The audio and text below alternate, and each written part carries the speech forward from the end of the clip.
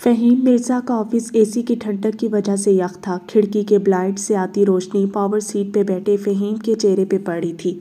اس کے آگے لکڑی کی میز تھی، میز کے اس پار شمس سلطان بیٹھا تھا۔ ان دونوں کے چہرے بزنس ملاقات جیسے تھے، بس اپنا اپنا فائدہ سوچتے چہرے، بس کسی نہ کسی طرح اپنا ہوتا نقصان کسی اور کے سر ڈالتے چہرے۔ وہ دونوں ایک دوسرے کو گہری نظروں سے دیکھ رہے تھے۔ بالآخر فہیم نے کہنے کا ارادہ کر ہی لیا تھا، آخر تمہیں کیا ضرورت تھی شمس یہ نیلامی والا شوشہ چھوڑنے کی؟ جب ہم دونوں کے درمیان ایک معاہدہ ہو چکا تھا، سب طے تھا، تو پھر آخر کیوں؟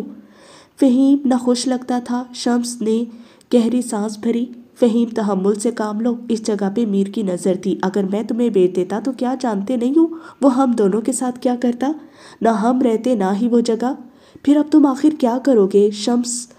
میر کے ہوتے ہوئے میری تو اتنی اوقات نہیں ہے کہ اس زمین کو خرید سکوں۔ فہیم جھنجھلایا تھا۔ شمس نے اسے دھیرج رکھنے کو کہا تھا، تم اکیلے کبھی بھی اس زمین کو خرید نہیں سکتے تھے، سو اب تم یہ کرو کہ 4 اور لوگوں کو اپنے ساتھ ملا لو اور ایک ٹیم بن کر نیلامی میں آؤ۔ تم ریٹ بڑھاتے جانا، اور میر وائس کبھی بھی گھاٹے کا سودا نہیں کرتا۔ جب وہ دیکھ لے گا کہ یہ زمین اس کے لیے موزوں نہیں ہے تو وہ خود ہی ہٹ جائے گا۔ فہیم اب بھی تذبذب کا شکار لگ رہا تھا۔ کچھ تھا جو اب بھی برا لگ رہا تھا، لیکن وہ کچھ کہہ نہیں سکتا تھا۔ میر وائس فرید کے آگے اس کی اتنی اوقات نہیں تھی۔ وہ دونوں اب کسی دوسرے معاملے کو ڈسکس کرنے لگے تھے۔ دیوار پہ لگا اے سی اپنی ٹھنڈک میں اضافہ کرتا چلا گیا۔ شام کو کوئی 6 بجے کا وقت تھا جب حالے سلطان کی گاڑی اس کے گھر کے باہر آ کر رکی۔ چوکیدار نے دروازہ کھولا تھا، لیکن وہ گاڑی اندر نہیں لے کر جا سکی۔ وجہ اس کے ساتھ آ کر رکنے والی عمر کی گاڑی تھی۔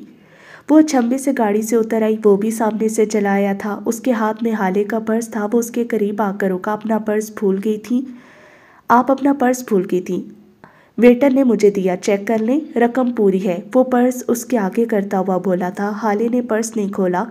وہ جواباً کچھ کہہ رہی تھی، لیکن عمر نے نہیں سنا۔ وہ چوکیدار کو دیکھتا ہوا آگے آیا تھا۔ اس کی نظریں مشکوک تھی اور زبان جیسے مچل کر کہنا چاہتی تھی، مجھے سب پتہ ہوتا ہے۔ وہ عین اس کے آگے آ کر رکا تھا، کرخت چہرے اور بڑی بڑی مونچھوں والا، کوئی 40-45 برس کا شبیر احمد۔ نام کیا ہے تمہارا؟ عمر اس وقت ایک تفتیشی افسر کی مانند لگ رہا تھا۔ اس کی آنکھیں ایکس رے کر رہی تھی، اور ایک مرد کی آنکھیں دوسرے مرد کی آنکھوں کا ایکس رے بخوبی کر لیتی ہیں۔ سر شبیر احمد، وہ بولا تو اس کی آواز ہلکی تھی، اور عمر دعوے کے ساتھ کہہ سکتا تھا وہ اداکاری کر رہا تھا۔ اس کی آواز، اس کا لہجہ اس کے چہرے کے ساتھ میل نہیں کھاتا تھا۔ شناختی کارڈ دو اپنا، اور گھر کہاں ہے تمہارا؟ پہلے کیا کرتے تھے؟ عمر تو مانو اس کے حلق میں ہاتھ ڈال کر سب اگلوا لینا چاہتا تھا۔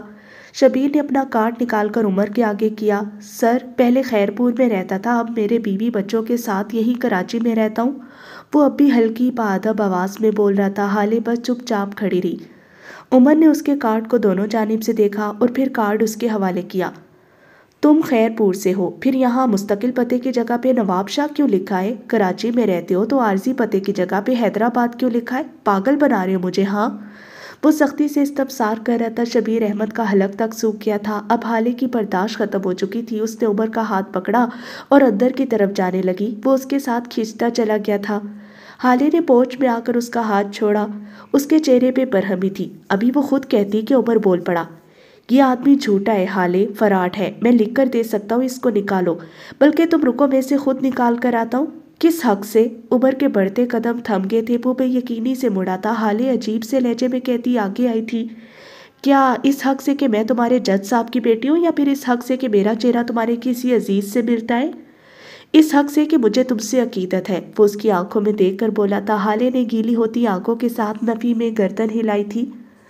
تمہیں مجھ سے عقیدت کیوں ہے؟ اب کہ عمر کچھ نہیں بولا تھا۔ تم کہتے ہو میں اعتبار کروں، لیکن تم سچ نہیں بولتے۔ تم مجھے میری شادی کے دن کہتے ہو کہ یہ شادی ٹوٹ جائے، اور پھر کہتے ہو تمہیں مجھ سے محبت نہیں ہے۔ تم کون ہو عمر؟ تم کیا چاہتے ہو؟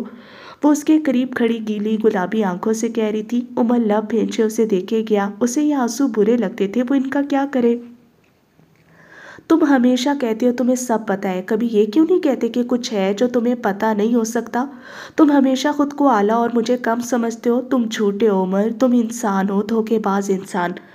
وہ آدمی یہاں رہے گا، اس نے دروازے کی جانب اشارہ کیا تھا، کیونکہ اب یہ میری ضد ہے، تمہارے ان سے ضد ہے یہ، اور تم یہاں سے جاؤ عمر۔ عمر کی آنکھوں میں اب کے واضح کرب تھا۔ تم ہمیشہ ہم دونوں میں مقابلہ کرتی ہو حالے، وہ دکھ سے بولا تھا۔ حالانکہ میں تو ہمیشہ تمہیں اپنے برابر سمجھتا ہوں، بلکہ میں تو تمہیں ملکہ کہتا ہوں۔ تم مجھے زیرک وزیر سمجھ لو، تم میری حیثیت تسلیم کیوں نہیں کرتی؟ کبھی تو مقابلے چھوڑ کر میرے برابر آ جاؤ، پھر میں بتاؤں گا عمر نے کیوں کہا تھا کہ وہ جینا چاہتا ہے۔ وہ کہہ کر رکا نہیں، مڑ گیا تھا۔ حالے نے روکا بھی نہیں، البتہ پیچھے سے آواز ضرور لگائی تھی، جاؤ عمر، ہمیشہ کے لیے چلے جاؤ، اب واپس مت آنا، میں پکاروں تب بھی نہیں۔ عمر کے قدم ایک لمحے کو تھمے تھے، لیکن پھر وہ آگے بڑھ گیا تھا۔ پیچھے حالے نے بے بسی سے اپنے آنسو رگڑ کر صاف کیے تھے۔ وہ چلا جاتا تھا تو ساری دنیا اندھیری کر دیتا، لیکن وہ اسے ساتھ رکھ کر بھی اندھیرا نہیں چاہتی تھی۔ اگلی صبح وہ جلدی کیفے آ گئی تھی، ابھی اتنا رش نہیں تھا، صبح تازہ اور خوبصورت تھی۔ وہ خود ہی کچن میں چلی آئی، 2 کپ کافی بنائی، پھر باہر لے آئی۔ آج کام کافی زیادہ تھا، نئے سٹاف کا انٹرویو کرنا تھا، اوپری منزل کی صفائی کرنی تھی، لیکن وہ 2 مگ صرف اس لیے نہیں تھے، ان میں سے ایک مگ کسی خاص مہمان کا تھا، وہ جس کے بیٹے سے نہیں بنتی تھی لیکن ماں سے خوب گاڑی چنتی تھی۔ وہ مگ لیے دیوار کے ساتھ لگی میز کی طرف چلی آئی تھی، سادہ سے سیاہ جوڑے میں بالوں کو کھولے وہ خوبصورت لگ رہی تھی۔ اس نے دونوں مگ میز پہ رکھے، نفیسہ نے مسکرا کر اسے شکریہ کہا تھا، ان کے چہرے پہ اب بھی زخم کے ہلکے ہلکے نشان تھے، ہاتھوں اور بازوں پہ کہیں کہیں بینڈیج لگی تھی۔ وہ اپنے موبائل میں قرآن ایپ کھولے بیٹھی تھی، حالے کے آنے کے بعد چند آخری آیات پڑھی اور پھر ایپ بند کر دی۔ حالے پیر اوپر کیے بیٹھی تھی، آزاد سی، بے فکر سی، لیکن اب کے اس کے چہرے پہ ہلکی سی فکر مندی آ گئی تھی۔ آپ کو پتہ ہے آنٹی، میں اب نمازیں پوری پڑھنے لگی ہوں، لیکن مجھ سے قرآن نہیں پڑھا جاتا۔ جب پڑھنے بیٹھتی ہوں نیند آنے لگتی ہے یا پھر بور ہو جاتی ہوں۔ وہ آرام سے اپنا مسئلہ بتا رہی تھی، کوئی جھجک، کوئی آر نہیں۔ میں نے کئی قرآن کورسز جوائن کیے ہیں، کئی بار تفسیر کلاسز لی ہیں، لیکن میرے دل پہ قرآن اترتا ہی نہیں۔ نفیسہ یک ٹک غور سے اسے دیکھ رہی تھی۔ تمہارے اور قرآن کے بیچ کیا آتا ہے؟ انہوں نے ڈائریکٹ سوال کیا تھا۔ حالے ایک پل کو گڑبڑائی تھی، اس کے اور قرآن کے بیچ؟ ہر انسان کو قرآن تک آنے کے لیے اپنے کسی نہ کسی بت کو توڑنا ہوتا ہے حالے۔ قرآن کیا ہے؟ کلام اللہ، مطلب اللہ سے کلام، اللہ سے بات چیت ہے نا؟ حالے نے بے کان کے انداز میں سر ہلایا تھا۔ نفیسہ اپنے اصلی نرم لہجے میں کہہ رہی تھی، جب ہم کسی بڑے آدمی سے ملنے جاتے ہیں یا بات کرنے جاتے ہیں تو کیا کیا چیزیں ہوتی ہیں جو ہمیں قربان کرنی پڑتی ہے؟ نیند، کبھی کبھی کمفرٹ، کبھی ادھورا کھانا، کبھی کچھ۔ اللہ سے بات، اللہ سے میٹنگ کرنے کے لیے کیا قربان کیا حالے سلطان؟ اور یہاں حالے گنگ رہ گئی تھی، کہنے کو کچھ بچا ہی نہیں۔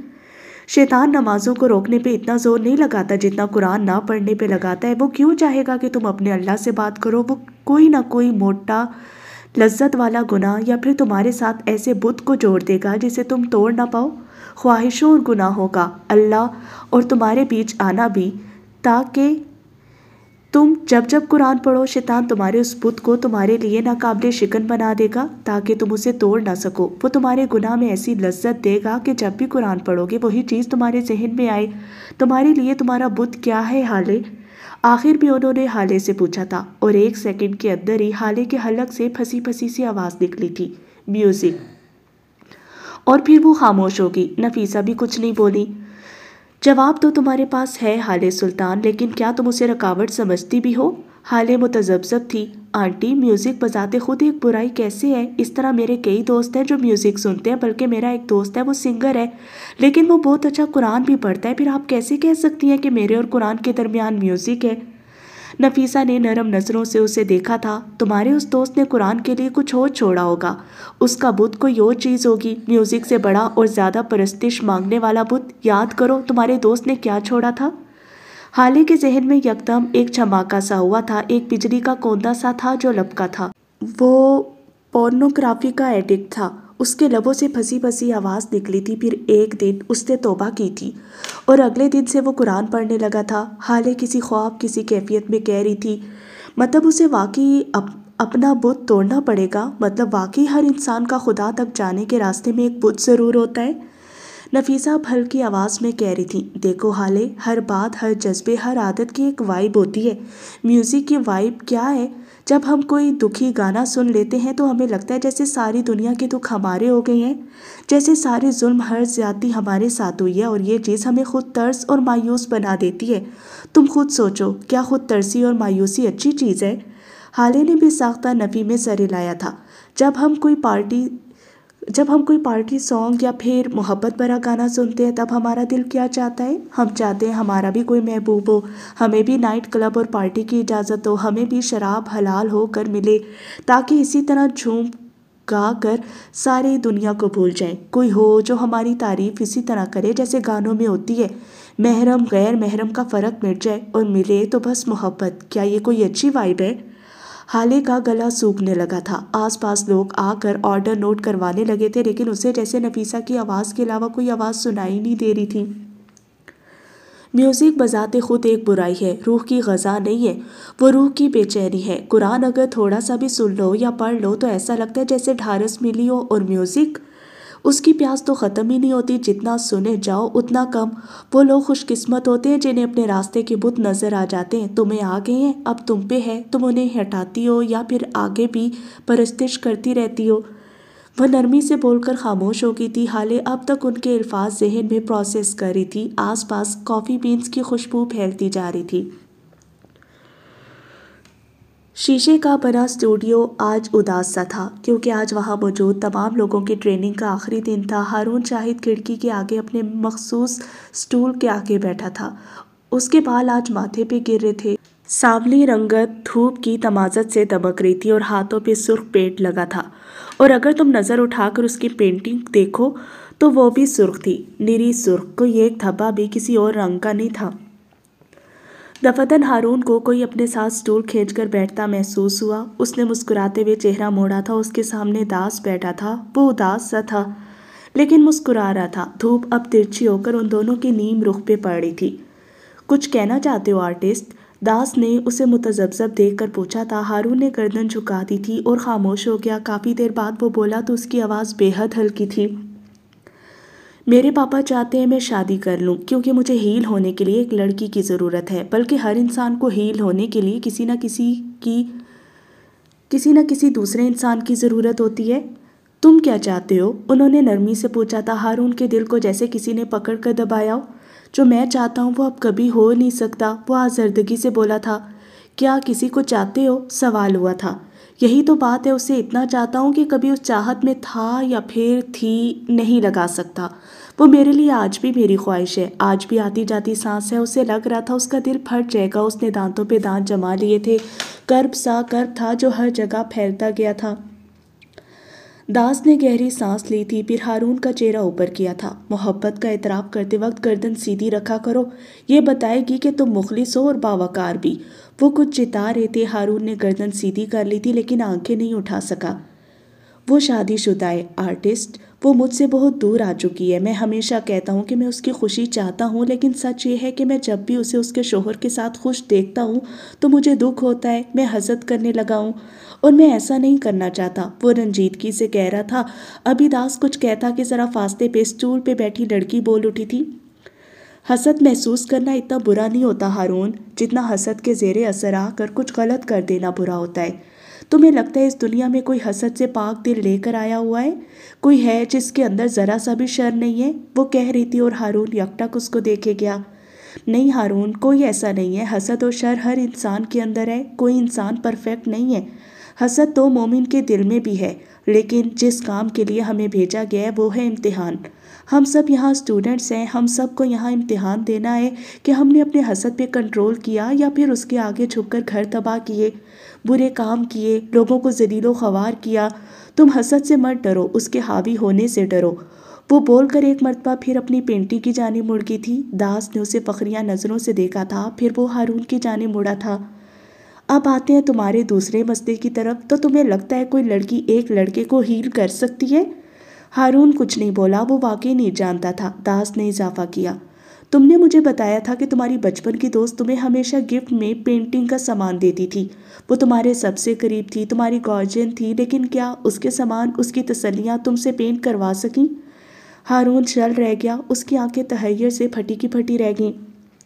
داس اب بھی کہہ رہا تھا، تم نے سردیوں میں اپنے ہاتھ دیکھے ہوں گے نا آرٹسٹ، وہ کس طرح روکھے بے جان ہو جاتے ہیں، جگہ جگہ سے پھٹ رہے ہوتے ہیں۔ ایسے میں کیا کرنا ہوتا ہے؟ ہم سب کے گھروں میں لوشن ہوتا ہے، لیکن جب تک ہم اٹھ کر ڈریسنگ تک جا کر لوشن اٹھا کر اپنے ہاتھوں اور چہرے پہ نہیں ملیں گے تو کیا ہم ٹھیک ہوں گے؟ اب ہیلر کون ہوا، وہ پڑا ہوا لوشن یا پھر اٹھ کر محنت کر کے اسے لگانے والے تم خود؟ انسان لوشن کی طرح ہے ہارون، اس کی باتیں اگر تم صرف سنو گے تو کچھ نہیں ہوگا، لیکن اگر سمجھ کر اپلائی کرو گے تو ہیل ہو سکتے ہو۔ آس پاس کی ساری آوازیں بے معنی تھی، ہارون کو یہ الفاظ امرت لگے تھے۔ دوسرا انسان ہیلر نہیں ہے، اپنے سب سے بڑے ہیلر آپ خود ہوتے ہیں۔ آج ایک انسان تمہیں ہیل کرے گا، لیکن وہ نہیں جانتا لوشن کہاں کہاں لگانا ہے۔ کیا ہاتھ کے ساتھ ساتھ گال بھی خشک اور پھٹے ہوئے ہیں؟ کیا بازو اور پیروں کو بھی ضرورت ہے؟ ہر دوسرا انسان آپ کے لیے آؤٹ سائڈر ہے۔ آپ جانتے ہیں آپ کو کہاں تکلیف ہے، آپ جانتے ہیں جسم کہاں سے پھٹ رہا ہے، لوشن کی زیادہ ضرورت کہاں ہے۔ کسی دوسرے انسان کا لگایا ہوا مرہم ہمیشہ کہیں نہ کہیں سے ادھورا رہ ہی جاتا ہے ہارون۔ مطلب کوئی عورت کسی مرد کو ہیل نہیں کر سکتی ہے نا؟ ہارون نے تائید چاہی تھی، داس نے سر ہلایا تھا۔ بے شک کوئی عورت کسی مرد کو اور کوئی مرد کسی عورت کو ہیل نہیں کر سکتا، ہر انسان اپنے دم پہ ہیل ہو سکتا ہے۔ ہاں، ہمارے پاس کچھ لوگ ہوتے ہیں جن کی باتیں ہمیں تسلی دیتی ہیں، جن کا ہونا ہمارے لیے نعمت ہوتا ہے، لیکن آپ جب تک اس کی باتیں دل پہ لوگے ہی نہیں تب آپ کیسے ہیل ہوں گے؟ تمہاری دوست کی کئی سالوں کی باتیں اس کے گرد تم سے پینٹ نہیں کروا سکے کیونکہ تمہارے دل نے ان باتوں کو لیا ہی نہیں۔ تم نے پینٹ کیا کیونکہ تم چاہتے تھے۔ اگر تمہیں ہیل ہونا ہے تو سب سے پہلے تمہیں یہ چاہنا ہوگا۔ وہ اس کا کندھا تھپک کر اٹھ کھڑے ہوئے۔ ہارون کے کندھوں سے بوجھ سرک گیا تھا، وہ ہلکے دل کے ساتھ مسکرایا تھا۔ بالآخر کلفت زائل ہونے لگی تھی۔ ایک ہفتے بعد حالے سلطان کے بنگلے پہ رات اتر آئی تھی۔ آج حسن سلطان منزل میں تھا، اماں کی طبیعت خراب تھی اور ہارون کو حالے نے خود ہی کچھ دن پہلے منع کر دیا تھا کہ مناسب نہیں لگتا تھا اس کا یہاں رہنا۔ اس وقت وہ گلابی رنگ کے نائٹ سوٹ میں ملبوس، بالوں کا ڈھیلا جوڑا بنائے اپنے کمرے میں بیڈ پہ بیٹھی کوئی کتاب پڑھ رہی تھی جب اس کے فون پہ کوئی کال آنے لگی۔ حالے نے ذرا حیرت سے موبائل کو دیکھا تھا، کسی غیر شناسا نمبر سے کال آ رہی تھی۔ اس نے پک کر لی۔ ہیلو، وہ محتاط سی بولی تھی۔ یہاں سے چند میل دور اپنے کمرے میں فرش پہ بیٹھے یاقوت مرزا کی حالت ابتر تھی، اس کی آنکھیں سرخ تھیں، اس نے موبائل کان سے لگا رکھا تھا اور آنسو ٹوٹ کر فرش پہ گر رہے تھے۔ میں واپسی چاہتا ہوں۔ اس کی آواز زکام زدہ تھی۔ حالے کال کاٹ دینا چاہتی تھی لیکن نہ جانے کیوں وہ ایسا نہیں کر سکی، اس کے ذہن میں کچھ اور چل رہا تھا۔ میں واپس آنا چاہتی ہوں آنٹی، میں تھک گئی ہوں، بہت تھک گئی ہوں، مجھے اللہ چاہیے، مجھے واپس چاہیے، توبہ چاہیے، وہ پھوٹ پھوٹ کر رو رہی تھی۔ تمہیں میرا نمبر کہاں سے ملا؟ حالے نے ہتھیار ڈال دیے تھے۔ یاقوت نے اس کی بات کا جواب نہیں دیا، وہ اپنی کہہ گیا۔ میں بہت ٹوٹ گیا ہوں حالے، میرے آس پاس بدبو ہے، تافن ہے، گھٹن ہے، میرا دل چیچک زدہ ہے، میں روز مر رہا ہوں۔ میری 6 صورتیں واپس چاہیے، میرا قرآن واپس چاہیے، وہ پھوٹ پھوٹ کر رو رہا تھا۔ سارے کمرے میں اس کی سسکیاں گونج رہی تھی۔ بیڈ پہ لیٹی اس کی بیوی کی آنکھوں سے چند آنسو ٹوٹ کر کنپٹی میں جذب ہوئے۔ بچپن سے جس کی ایک مسکراہٹ کے لیے کئی جتن کیے ہوں، اس کی اداسی دل چیر رہی تھی۔ کیا میرے لیے کوئی واپسی کی راہ ہے؟ کیا میرا سوری قبول ہو جائے گا؟ کچھ کہو، اللہ کا واسطہ ہے، کچھ کہو۔ کیا میرے لیے کوئی واپسی کی راہ ہے آنٹی؟ کیا مجھے اللہ معاف کرے گا؟ میں کہاں جاؤں اس گھٹن اور اس گلٹ کو لے کر؟ کہاں جاؤں آنٹی؟ وہ روتے ہوئے بول رہی تھی۔ مجھے میری روح سے گھن آ رہی ہے، بدبو آ رہی ہے، مجھے وہ راستہ بتائیں جو میری واپسی کا ہو۔ نفیسہ اب ٹھہر ٹھہر کر کچھ کہہ رہی تھی۔ اپنے بیڈ پہ بیٹھی حالے میں کان کے انداز میں نفیسہ کے الفاظ دہرائے گئی۔ جب تک تمہارے جسم میں سانس ہے ہر طرح کی واپسی ممکن ہے، تم واپس آ سکتے ہو یاقوت، تمہارا سوری قبول ہو جائے گا۔ جیسے اس کے حلق میں بہت ساری گرہیں لگی تھی، جیسے سب کا سوری قبول ہو جاتا ہے۔ یاقوت نے آنکھیں بند کر لی تھی، سکون تھا جو سارے دل میں اتر گیا تھا۔ حالے نفیسہ حیات کے الفاظ دہراتی گئی، ہر بدبو، ہر تافن، سب ختم ہو جائے گا، روح کا غسل توبہ ہے، تم ایک بار توبہ کر لو، سب ٹھیک ہو جائے گا۔ وہ روبوٹک مشینی انداز میں کہہ رہی تھی، دل کا رواں رواں کانپ رہا تھا۔ دوسری جانب یاقوت نے ایک زکام زدہ سانس اندر کھینچی تھی، اس کے چہرے پہ ڈھیروں ملال اتر آیا تھا۔ میں بہت برا ہوں حالے، میں بہت برا ہوں، اللہ کے سامنے کیسے جاؤں گا میں؟ وہ مجھ سے ناراض ہے، میں ایک ریپسٹ ہوں، میں نے زنا کیا، شراب پی ہے، ساری زندگی اللہ کی نافرمانی کی ہے، میں اللہ کے پاس کیا لے کر جاؤں؟ وہ بے بسی سے ہونٹ کاٹتے ہوئے کہہ رہا تھا۔ میں نے اللہ کو اللہ نہیں مانا آنٹی، میں نے نمازیں چھوڑی، میں نے قرآن چھوڑا، میں اللہ سے کیا کہوں گی؟ وہ موبائل کے چوکٹے میں نفیسہ کو دیکھتے ہوئے کہہ رہی تھی۔ وہ کوئی مایوس سی لڑکی لگتی تھی، گیلی گلابی آنکھوں اور متورم چہرے والی۔ میں بہت بری ہوں آنٹی، میں کہاں جاؤں؟ اللہ کے پاس کیا کروں جاؤں؟ کوئی نیکی، کوئی اچھی بات میرے پاس کچھ نہیں ہے۔ وہ شکستہ تھی، ہاری ہوئی۔ نفیسہ نے جواب میں کچھ کہا تھا، حالے اب وہی سب دہرا رہی تھی۔ تم اللہ کے پاس 3 چیزیں لے جاؤ: توبہ، معاف کیے جانے کی امید اور وعدہ۔ یاقوت آنکھوں میں حیرت سموئے اسے سن رہا تھا۔ اس نے اپنے آنسو رگڑ کر صاف کر لیے تھے۔ حالے کہے جا رہی تھی، توبہ تمہاری روح کو صاف کر دے گی، امید تمہیں جینے اور مزید معافی مانگنے پہ موٹیویٹ کرے گی، اور وعدہ تمہیں اللہ سے معافی دلوائے گا۔ تم معافی مانگو اور معاف کرنے کا وعدہ کر لو، جس طرح میں نے کر لیا تھا۔ تمہارے پاس پچھلی کوئی نیکی نہیں ہے، میں بہت لوگوں کے پاس نہیں ہوتی، لیکن تم آگے نیکی کرنے کا وعدہ کر لو، جس طرح بہت سے لوگ کر آتے ہیں۔ حالے کے آنسو بھی اب تواتر سے بہنے لگے تھے۔ وہ دونوں بھی آواز رو رہے تھے۔ ان دونوں کے پاس نیکیاں نہیں تھی، لیکن وعدے تھے۔ وہ اللہ کے پاس وعدے لے جائیں گے۔ ہم نئی نسل ہیں یاقوت، ہمارے لیے کوئی نہیں آتا۔ ہمارے بڑے ہمیں مار کر، ڈرا دھمکا کر نماز پڑھوا سکتے ہیں، یہ ان کی غلط فہمی ہوتی ہے۔ کبھی اگر وہ ہمارے پاس بیٹھ کر محبت اور پیار سے بات کریں گے تو ہمیں دین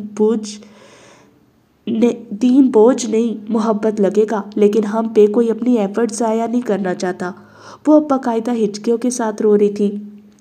کیا تم مجھے معاف کر سکتی ہو حالے؟ یاقوت کی بات پہ وہ تھم گئی تھی۔ کیا اللہ مجھے معاف کرے گا آنٹی؟ وہ گیلی نم آنکھوں سے پوچھ رہی تھی۔ اور اگر کرے گا تو مجھے کیسے پتا چلے گا؟ نفیسہ مسکرا دی تھی۔ جس دن اللہ تمہارے پاس کسی انسان کو سوالی بنا کر بھیجے گا، اس دن سمجھ لینا تمہارا امتحان ہے۔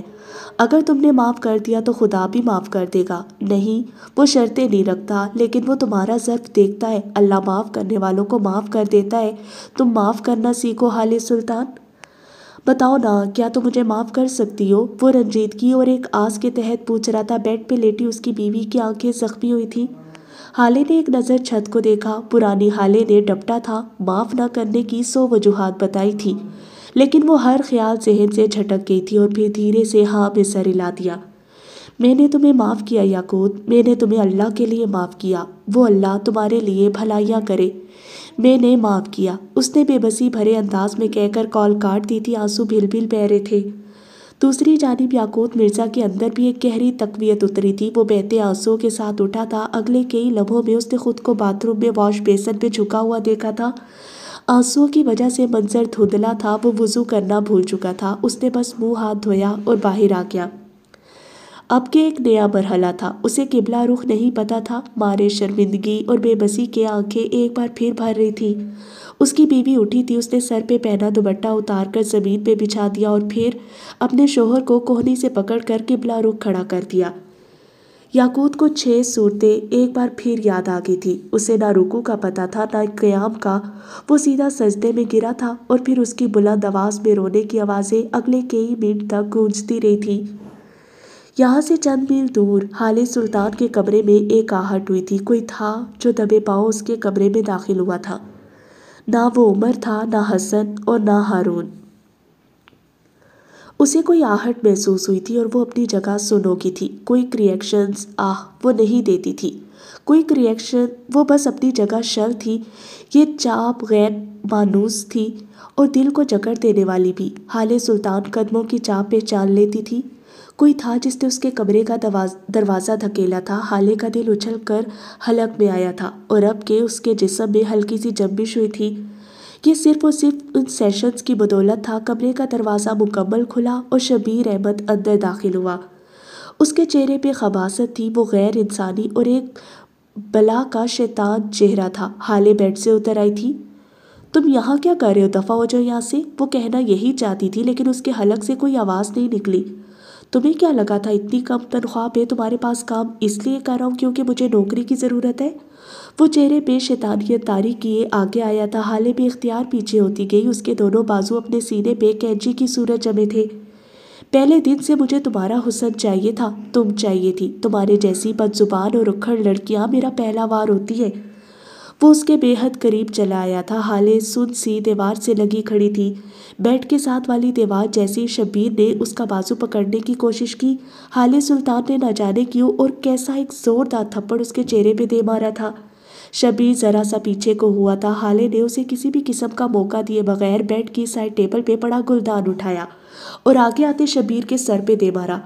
وہ لڑکھڑا کر نیچے گرا تھا۔ خون کی ایک پتلی لکیر اس کے ماتھے سے بہہ رہی تھی۔ وہ فرش پہ گرا تھا۔ کئی لمحے اس کی آنکھیں بے یقینی سے پھٹی رہی۔ جسم ہلکی سی جنبش کرتا رہا اور اگلے ہی لمحے اس کی آنکھیں چھت سے جا لگی تھی۔ اس کی کنپٹی پہ لگنے والا زخم جان لیوا تھا۔ حالے سلطان سے قتل ہو گیا تھا، اس کی زندگی کا پہلا اور شاید آخری قتل۔ وہ گلدان ہاتھوں میں لیے پھٹی پھٹی نظروں سے اس ساکت ہوئے وجود کو دیکھے گی۔ اس کا جسم کانپ رہا تھا، آنکھیں سرخ ہو گئی تھی، وہ بس ساکن تھی، شل تھی۔ حالے سلطان اپنی زندگی کی سب سے بڑی غلطی کر چکی تھی۔ اس کی آنکھوں میں خوف تھا۔ وہ دھیرے دھیرے زمین پہ بیٹھتی چلی گئی، گھٹنے سینے سے لگائے، بازو اپنے گرد لپیٹے۔ وہ خوف زدہ لگتی تھی، بے یقین اور شاکڈ بھی۔ نہ اس کی آنکھ آنسو بہا رہی تھی، نہ اس کے حلق سے آواز نکل رہی تھی، وہ بس شاکڈ تھی۔ کتنی دیر بیتی، کتنے لمحے گزرے، اسے کوئی حساب نہیں معلوم تھا۔ کافی دیر بعد اس نے اسی طرح بیٹھے بیٹھے بیڈ پہ دھرا اپنا موبائل اٹھایا تو اس کے ہاتھ کانپ رہے تھے، چہرہ سفید تھا۔ وہ مر رہی تھی یا پھر شاید مر چکی تھی۔ قتل آپ کے اندر کچھ نہ کچھ ضرور مار دیتا ہے، یا تو دل یا پھر ضمیر۔ اس نے کانپتی انگلیوں سے عمر حیات کا نمبر ڈائل کیا تھا۔ یہ طے تھا کہ چاہے اس کے ساتھ کچھ بھی ہو جائے، پہلی کال عمر حیات کو جائے گی۔ کھیڈی جا جا کر پلٹ رہی تھی، وہ کال نہیں اٹھا رہا تھا۔ حالے تھڑا تھڑ اسے کال ملاتی رہی۔ وہ بالکل ایک روبوٹ جیسی لگ رہی تھی، بے جان، بے تاثر۔ اس کا انداز مشینی تھا۔ اب کی بار کال اٹھا لی گئی تھی۔ وہ بستر پہ اوندے منہ پڑا سو رہا تھا، غائب دماغی سے موبائل کان سے لگا رکھا تھا۔ عمر، اس نے بے بسی سے پکارا تھا، عمر تم آ جاؤ پلیز۔ اچانک رونے لگی تھی۔ مجھ سے قتل ہو گیا عمر، آ جاؤ پلیز، آ جاؤ عمر۔ اور اب کہ عمر کو اپنے سارے جسم سے سانس نکلتی محسوس ہوئی تھی، وہ ایک جھٹکے سے اٹھ بیٹھا تھا۔ حالے کی سسکیاں اب بھی گونج رہی تھی۔ عمر کو بس قتل کا لفظ سنائی دے رہا تھا۔ اس نے پیر بستر سے نیچے اتارے تھے۔ کون تھا؟ بس 2 لفظ، بس یہی 2 لفظ پوچھے تھے اس نے۔ موبائل پہ اس کا ہاتھ کانپا تھا۔ اس نے پیر نیچے رکھ کر اٹھنا چاہا، لیکن اسے اپنے آگے اندھیرا سا پھیلتا محسوس ہوا۔ نہ جانے کیوں اس کا سارا جسم کانپ رہا تھا۔ شبیر، میں نے شبیر کو مار دیا، وہ اٹک اٹک کر کہہ رہی تھی۔ وہ میرے کمرے، عمر، اس نے مجھے ہاتھ لگانے کی، عمر میں نے مار دیا، وہ پھوٹ پھوٹ کر روتے ہوئے بے ربط الفاظ ادا کر رہی تھی، اور حالے کو اندازہ نہیں ہوا کہ اس کی بات پہ عمر بھی مر گیا تھا۔ اس کے پیروں میں چپل نہیں تھی، وہ اندھا دھند باہر بھاگا تھا، کوئی اس کی بیوی کے کمرے میں گھسا تھا، کسی نے اسے ہاتھ لگانے کی کوشش کی تھی۔ عمر کو آج پتہ چلا تھا موت کیا ہوتی ہے۔ وہ اپنے گھر میں نہیں تھا، وہ کہیں دور آیا ہوا تھا کسی کام سے، اور یہاں سے حالے کا گھر 1.5 گھنٹے کی دوری پہ تھا۔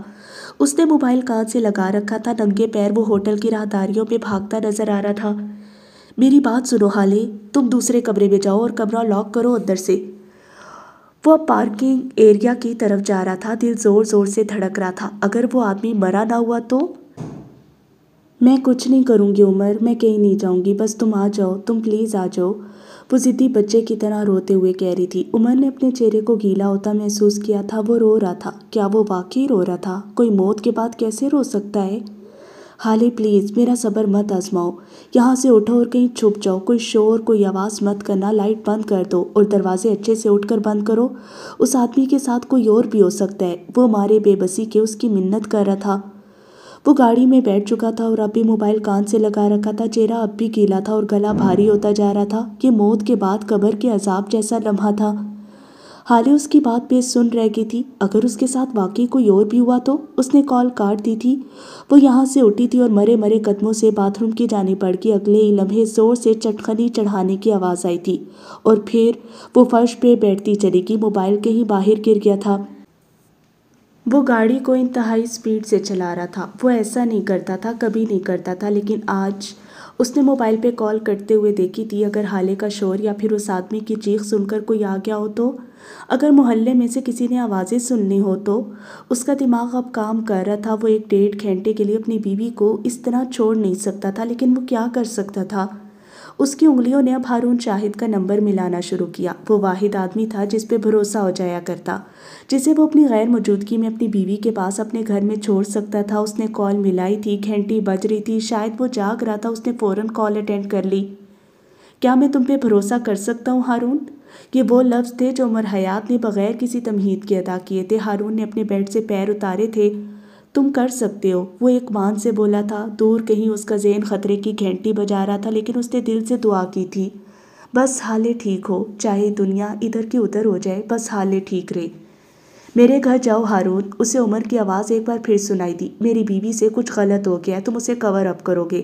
یاد رکھنا وہ میرا گھر ہے۔ اس نے میرا پہ زور دیا تھا، اور یہ بھی یاد رکھنا کہ میں تم پہ بھروسہ کرتا ہوں۔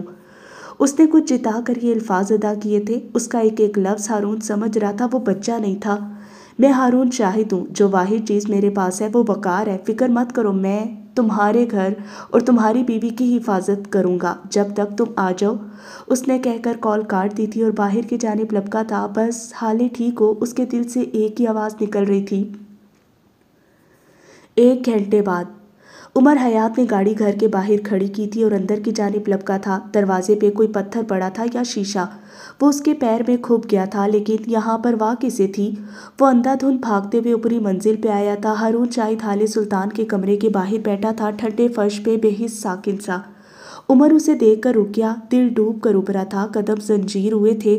ہارون نے آہستگی سے گردن اٹھا کر اس کو دیکھا تھا۔ ہارون کی آنکھیں بے رونق تھیں، مردہ اور سفید سی۔ عمر ٹہر کر اسے دیکھے گیا۔ پیر کا زخم درد کر رہا تھا، بری طرح جل رہا تھا، لیکن اسے پرواہ نہیں تھی۔ ہارون نے اس کی خوفزدہ آنکھوں میں دیکھا۔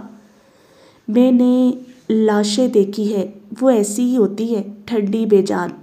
ہارون بولا تو اس کی آواز میں گہرا رنج تھا۔ میں نے قتل غلطی سے کیا تھا، اور آج تک میرے دل کا ایک حصہ مردہ ہے۔ اس نے سیلف ڈیفینس میں کیا ہے، نہ جانے اس کے دل کا کتنا حصہ مرے گا۔ کیا تم قتل کے بعد کے گلٹ کا حل بتا سکتے ہو؟ وہ کسی نہ سمجھ بچے کی طرح پوچھ رہا تھا۔ عمر کو لگا تھا جیسے قبر کے عذاب کے طور پہ اس کے جسم پہ سانپ بچھو چھوڑ دیے گئے ہوں۔ وہ گہرا سبز پڑ رہا تھا۔ حالے کہاں ہے؟ اس نے الفاظ توڑ توڑ کر ادا کیے تھے۔ ہارون نے ہاتھ لمبا کر کے اندر کی جانب اشارہ کر دیا تھا اور پھر سر کو گھٹنوں پہ گرا دیا۔ وہ جانتا تھا قتل کا گلٹ کیا ہوتا ہے۔ عمر اندر کمرے میں چلا گیا۔ وہاں لاش نہیں تھی، شاید ہارون اسے کہیں اور پھینک آیا تھا۔ وہ محتاط قدم اٹھاتا آگے بڑھ رہا تھا، دفتن وہ رکا تھا۔ باتھ روم کے دروازے کی چٹخنی کھلنے کی آواز آئی۔ اندر موجود لڑکی نے اس کے قدموں کی چاپ کو پہچانتے ہوئے دروازہ کھول دیا تھا۔ وہ باہر نکل آئی تھی، کمرے میں موجود ہلکی سی روشنی میں اس کی روئی روئی آنکھیں۔ عمر نے اس کو دیکھا اور پھر وہ سانس نہیں لے سکا۔ اس کی آنکھیں، وہ ان آنکھوں میں تاریکی نہیں دیکھ سکتا تھا۔ وہ اسے اندھیروں سے نکالنے کی تگ و دو میں تھا، اور اب تو اس نے خود کو ایک گہری کھائی میں دھکیل دیا تھا، تاریک، گھپ اندھیری۔ کئی لمحات وہ دونوں اپنی اپنی جگہ پہ کھڑے رہے۔ حالے مردہ آنکھوں سے اسے دیکھ رہی تھی، اور عمر اس کی آنکھوں میں بس فکر تھی، گرڈ تھا، شاید غصہ بھی، لیکن بے بسی ان سب پہ بھاری تھی۔ اس نے حالے کی جانب قدم بڑھائے تھے، 1 2 3۔ وہ ہر بڑھتے قدم کے ساتھ اپنی دھڑکن کو تیز ہوتا محسوس کر رہی تھی۔ عمر اس کے بالکل قریب آ کر رکا، اس کے چہرے کو ہاتھوں میں بھرا اور نرمی سے اس کا ماتھا چوما تھا۔ اس لمس میں محبت تھی، فکر تھی، اس کی خیریت کی نوید ملنے کی خوشی تھی۔ حالے اسی طرح شل سے اس کے سامنے کھڑی۔ عمر ذرا سا دور ہوا تھا، اب وہ اس سے کچھ پوچھ رہا تھا، کچھ کہہ رہا تھا۔ حالے نہیں سن رہی تھی، ہاتھ اب بھی اس کے چہرے پہ تھے۔ وہ 2 قدم آگے آئی اور پھر آہستگی سے اپنے دونوں بازو اس کے گرد پھیلا لیے اور سر کو اس کے سینے پہ رکھ دیا۔ اگلے ہی لمحے وہ بلند آواز کے ساتھ رونے لگی تھی۔ عمر نے اپنے پہلو میں گرے ہاتھ اب مضبوطی سے اس کے گرد باندھ لیے تھے۔ وہ اس سے اونچا تھا، حالے کا سر عین اس کے دل کی جگہ پہ تھا۔ وہ اس کی دھڑکن سن پا رہی تھی، وہ بے ترتیب تھی، کچھ خوفزدہ سی، کچھ بے بس سی۔ عمر نے ایک بار پھر اس کے بالوں کو اپنے لبوں سے چھوا تھا اور اس کے گرد حصار کو مزید مضبوط کیا تھا۔ حالے مزید تیزی سے رونے لگی تھی۔ آج تک اسے کبھی اتنا مضبوط سہارا نہیں ملا تھا۔ میں بہت ڈر گئی تھی عمر، میں بہت ڈر گئی تھی، مجھے لگا تم نہیں آؤ گے، وہ بری طرح روتے ہوئے ہچکیاں لیتے ہوئے کہہ رہی تھی۔ اس کی شرٹ کو اب بھی مٹھی میں جکڑ رکھا تھا۔ میں نے تم سے کہا تھا اب مت آنا، مجھے لگا تم واقعی نہیں آؤ گے، میں ڈر گئی تھی عمر، میں بہت ڈر گئی تھی۔ اس کی آواز بلند ہونے لگی تھی، اس کا پورا جسم ہچکولے کھا رہا تھا۔ عمر ہولے ہولے اس کے بالوں کو تھپک رہا تھا۔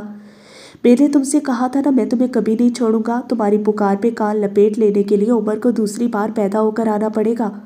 वो आहिस्तगी से बोला था, साथ साथ उसे नरमी से थपक रहा था। उसी लम्हे हाले उससे जुदा हुई थी। उसकी आंखें सुर्ख थी, मतोरम सी। तुम क्यों आए हो उमर? वो जुकाम ज़दा आवाज़ में बोली। क्योंकि मुझे आना ही था। तुम्हें क्यों आना था? वो बाजिद हुई। चंद सातें बीती, चंद पल खामोशी से गुजर के उमर आके आया, उसके दोनों हाथों को अपने हाथों में लिया। वो उसके चेहरे को देख रहा था। मध्यम रोशनी में भी वो चेहरा बगैर दिक्कत के कई घंटों देखा जा सकता था। मुझे आना ही पड़ा क्योंकि तुम्हारी आवाज़ को नज़रअंदाज करना दुनिया का सबसे मुश्किल काम है। मुझे आना पड़ा क्योंकि मैं तुमसे मोहब्बत करता हूँ। आसपास सारी दुनिया रुक गई थी। हाले ने अपने दिल को सुकड़ कर फैलता महसूस किया। मैं तुमसे मोहब्बत करता हूँ इतनी कि तुम्हें मेरा कत्ल भी माफ़ है। वो धीमी नरम आवाज़ में बोलकर उसे खामोश कर गया था। हाले टिकटिकी बांधे उसे देखे गई थी। मुझे आना पड़ा क्योंकि मैं तुम्हारे साथ जीना चाहता हूँ। इसलिए नहीं कि तुम जज साहब की बेटी हो, इसलिए भी नहीं कि तुम्हारा चेहरा मेरे किसी अजीज से मिलता है। वो रुका था। उसने हाले सुल्तान की आंखों में देखा था। इसलिए क्योंकि मैं तुमसे मोहब्बत करता हूँ। उसने एक एक लफ्ज़ पे जोर दिया था। मुझे आना पड़ा because you are the woman I love with all my heart. क्या अब भी किसी सवाल की गुंजाइश है? वो उसके हाथों को थामे उसकी आंखों में देखते उसे मस्मराइज कर गया था। हाले सांस तक न ले सकी, उसकी पलक तक न झपक सकी। मुझसे कत्ल हो गया है उमर, वो बोली तो उसकी आवाज़ में जैसे पछतावे थे, जैसे वो भी साथ जीना चाहती थी लेकिन देर हो चुकी थी। आंखें एक बार फिर भीग रही थी। वो आदमी जिंदा है। उमर नहीं जानता था उसने ये झूठ क्यों बोला है, लेकिन एक चीज़ थी जो वो नहीं कर सकता था। वो हाले को तारीकियों में नहीं धकेल सकता था। क्या तुम सच कह रहे हो? हाले की आंखों में उम्मीद चमकी थी। उसने उमर के हाथ मजबूती से थाम लिए थे। क्या वाकई? तुमने देखा? तुमने खुद देखा उमर? वो जिंदा है ना? वो बड़ी बेकरारी और बेचैनी से पूछ रही थी। उमर ने सर हिलाया। दिल पे बोझ बढ़ गया था। वो कातिल नासी कत्ल छुपाने वालों में शुमार हो रहा था। उसे ये नहीं बनना था, लेकिन शायद वो सही कहता था। हाले के मामले में वो बेबस है। वो जिंदा है हाले, मैंने यहाँ आते हुए उसको देखा है। वो बस बेहोश हुआ है। हारून ने उसको दूसरे कमरे में फेंक दिया है। मैं सब फिक्स कर लूँगा। तुम्हें मुझ पे यकीन है ना? वो उसकी आंखों में देखते हुए यकीन दहानी चाहता था। हाले ने गीली नम आंखों से गर्दन अस्पात में हिला दी थी। उसी लम्हे चौखट पे हारून नमूदार हुआ। वो शायद बाहर बैठा सारी बातें सुन चुका था। उसने उमर को देखा। उसकी आंखों में मलामत थी। उमर ने धीरे से अस्पात में गर्दन हिला दी, जैसे कह रहा हो, हारून कह दो वो जिंदा है। हारून के गले में कुछ अटका था, नमकीन पानी या फिर शायद गिल्ट। उसने नफी में सर हिलाया था, जैसे कह रहा हो नहीं।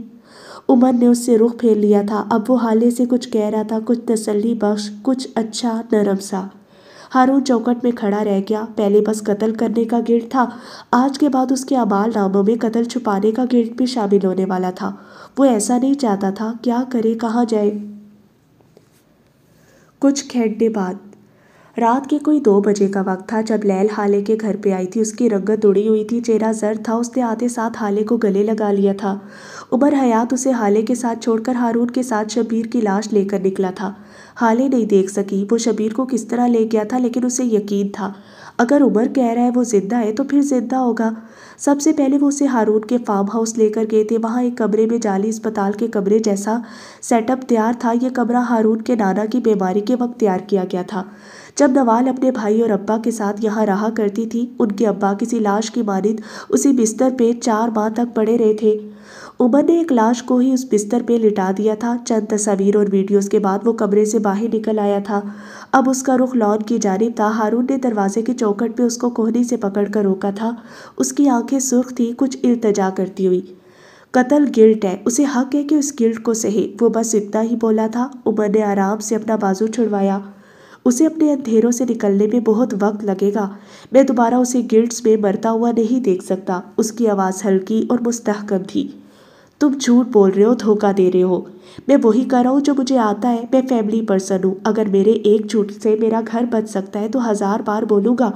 और अच्छा हुआ उसे हाले ने मारा, और वरना हाले की कसम मैं अपने हाथों से उसे मारता। आखिर में वो ऐसी सख्ती से बोला था कि उससे खौफ आया जाए। मैं तुम्हारा साथ नहीं दूंगा। मैं हाले से झूठ नहीं बोलूँगा, हारून ने फैसला कुल लहजे में कहा था। क्या मुझे तुम्हारे लॉन में कब्र की जगह मिल सकती है? उमर ने जैसे उसकी बात सुनी ना हो ہارون کچھ نہیں بولا تھا۔ عمر کو اس کا جواب چاہیے بھی نہیں تھا۔ وہ فیصلے کر کے آیا تھا اور اب وہی ہونا تھا جو وہ چاہتا تھا۔ کچھ وقت بعد وہ لان کی مٹی کو کھودتا نظر آ رہا تھا۔ اس کے انداز میں جارحیت تھی، وہ جیسے کوئی جنونی سا ہو۔ ہارون بس اسے دیکھے گیا، نہ مدد کی نہ کچھ کہا، بس سینے گھٹنوں سے لگائے اس کے قریب بیٹھا رہا۔ عمر حیات کا چہرہ بے تاثر تھا، وہ اب بھی اسی سلک کے نائٹ سوٹ میں ملبوس تھا، ڈھیلی ڈھالی شرٹ اور پاجامہ۔ وہ کھدائی کرتے ہوئے مکمل ہانپ گیا تھا، اس کے سیاہ بال پسینے سے اس کے ماتھے پہ چپک گئے تھے۔ گڑا تیار تھا۔ اس نے ایک نظر ہارون کو دیکھا۔ نماز جنازہ پڑھو گے یا اس میں بھی تکلیف ہے؟ ہارون نے تکان سے اس کو دیکھا تھا، اس کی آنکھوں میں اب بھی ارتجا تھی، جیسے وہ روک رہا ہو۔ عمر بیلچہ پھینک کر اس کے قریب چلا آیا۔ ہارون نیچے گھاس پہ بیٹھا تھا، عمر گھٹنوں پہ ہاتھ رکھے اس کی جانب جھکا تھا۔ وہ آدمی ایک گینگ سے تعلق رکھتا تھا، ہارون، ایک ایسا گینگ جو بے سہارا اکیلی عورتوں کے گھروں میں جا کر چند دن نوکری کرتے تھے اور پھر اس کے چند دن بعد وہ اس عورت کے ساتھ زیادتی کر کے اس کا تمام قیمتی مال لوٹ کر چلے جاتے تھے۔ کیا اب بھی تم چاہتے ہو میں ایسے انسان کا قتل اپنی بیوی پہ ثابت کرواؤں؟ تم جانتے ہو پولیس والے اس سے کیسے سوال کریں گے، عدالت میں اس سے کیا کیا پوچھا جائے گا؟ ہارون کی آنکھوں میں یکدم سختی اتر آئی تھی۔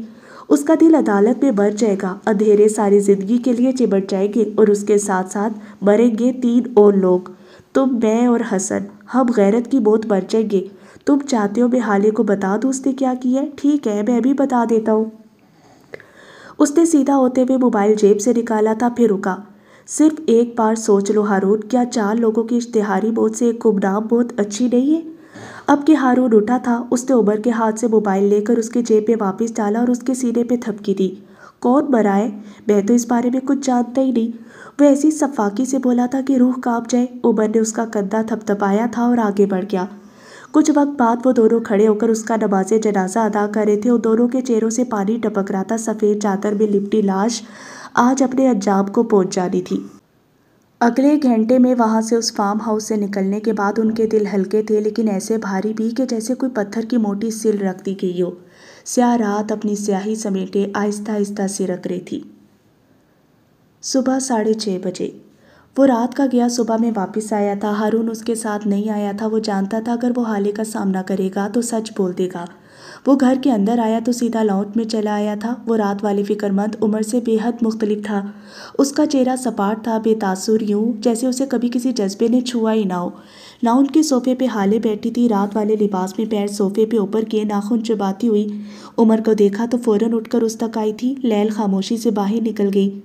وہ کیسا ہے عمر؟ کیا وہ اب ٹھیک ہے؟ اسے زیادہ گہرے زخم تو نہیں آئے تھے نا؟ وہ بچ جائے گا نا؟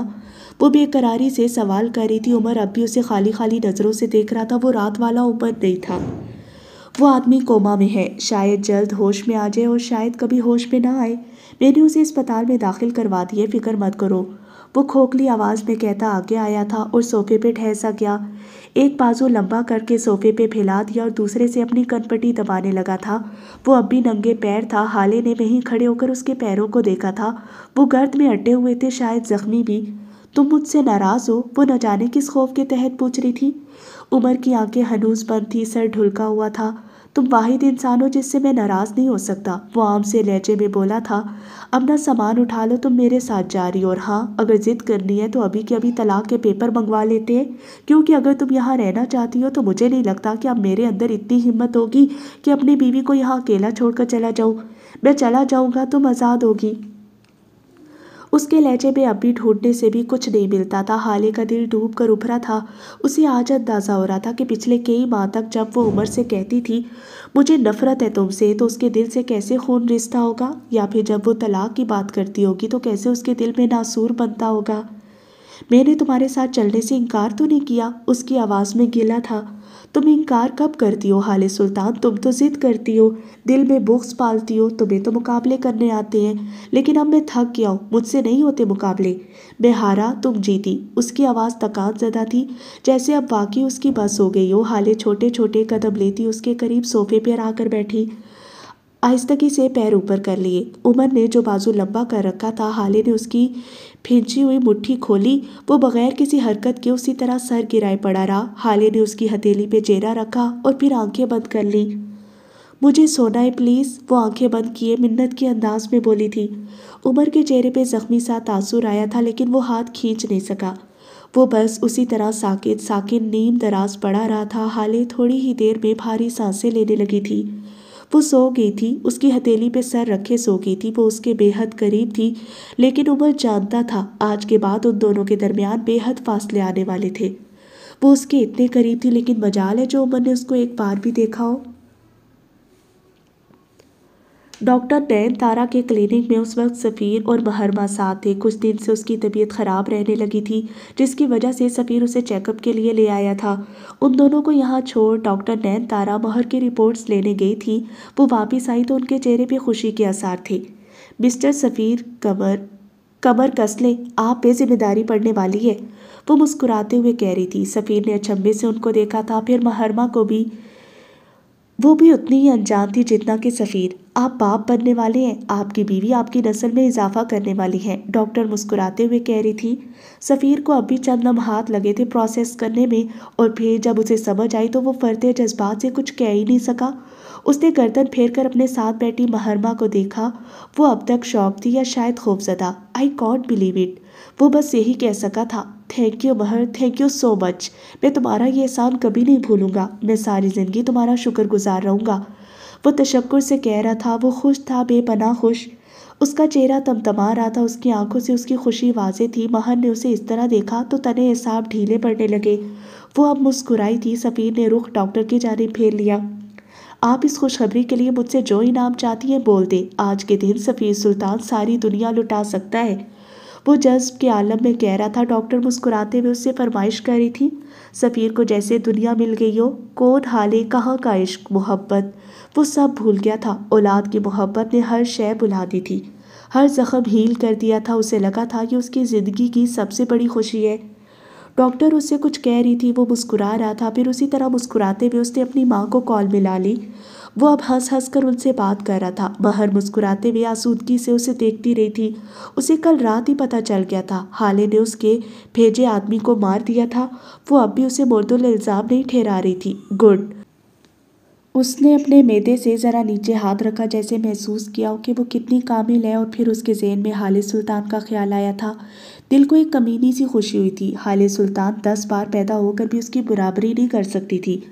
اس نے میز پہ دھری فائل کی 2 تصاویر لی اور عمر حیات کے نمبر پہ سینڈ کر دی۔ ساتھ لکھا تھا، تمہیں ایسی فائل کا انتظار کم از کم 10 سال تک کرنا پڑے گا، محرمہ۔ سفیر کال ختم کر کے پلٹ آیا تھا۔ وہ اب اس کا ہاتھ پکڑ کر اسے اٹھا رہا تھا، بار بار اس کا مشکور ہو رہا تھا۔ محرمہ ایک شہزادی کی طرح سے گردن اٹھائے کھڑی تھی، اس کے انداز میں تفاخر تھا۔ بالآخر جنگل کی حریص گرد کو اس کا مقام مل گیا تھا۔